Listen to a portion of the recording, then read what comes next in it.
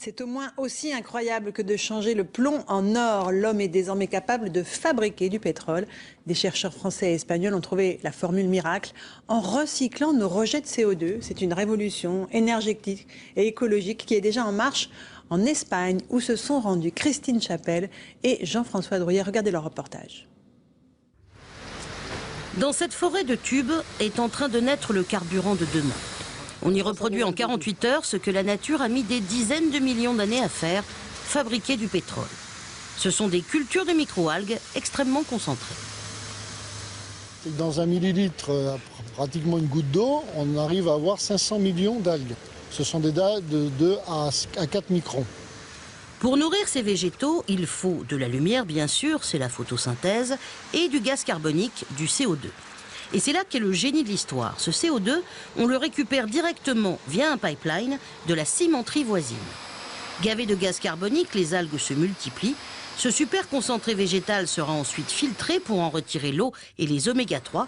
Puis la pâte obtenue sera transformée par craquage à haute température et haute pression en pétrole artificiel.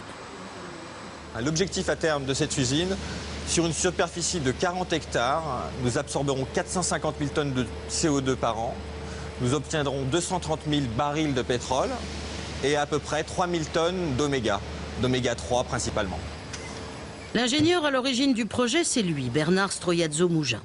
Sensibilisé il y a 5 ans aux effets des gaz à effet de serre, il se souvient alors que la recette du pétrole fossile, c'est l'interaction de gaz carbonique et de végétaux.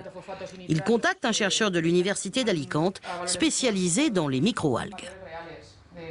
Je lui ai montré mon schéma et je lui ai dit voilà mon idée. Et lui immédiatement sa réaction était mince, comment on n'y a pas pensé avant? Et ce pétrole artificiel, ce pétrole bleu, c'est la marque déposée, fonctionne comme un hydrocarbure classique. Démonstration. Quand on a démarré il y a 5 ans, personne n'y croyait.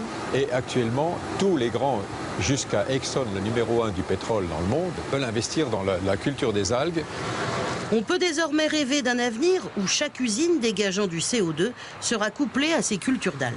Plus de rejets polluants dans l'atmosphère, plus de pénurie énergétique. Les terriens y gagneront sur les 2 tableaux. Voilà un reportage sur une technologie vraiment extraordinaire que vous pouvez retrouver sur notre site tf1news.fr.